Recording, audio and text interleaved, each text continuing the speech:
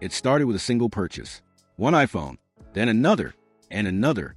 Over 15 years, James spent thousands upgrading his iPhone every chance he got. He didn't just like Apple products. He lived for them. But what if he'd made a different choice?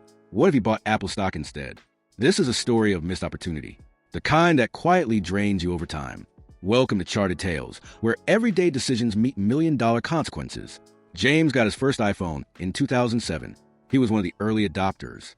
Camped outside an Apple store for 8 hours. Paid $599. The moment he held it, he was hooked. Every year after, James upgraded. He always bought the latest model. The Pro, the Max, the best. Cases, AirPods, MagSafe chargers, AppleCare. He was all in. Friends joked he worked for Apple. He didn't. Over the next 15 years, James spent over $30,000 on iPhones and accessories. It made me feel ahead of the curve, he said. Connected. Cool. But while James was upgrading, Apple stock was exploding. Let's rewind to 2007. Instead of buying that first iPhone, what if James bought $599 of Apple stock?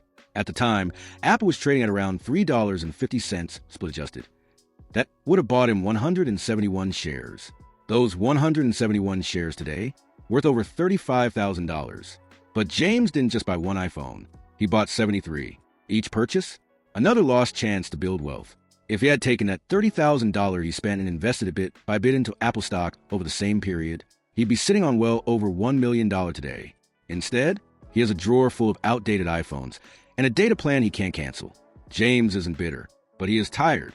I always thought I was being smart, staying updated, keeping up. But the truth was harder to admit. He was chasing status, not value.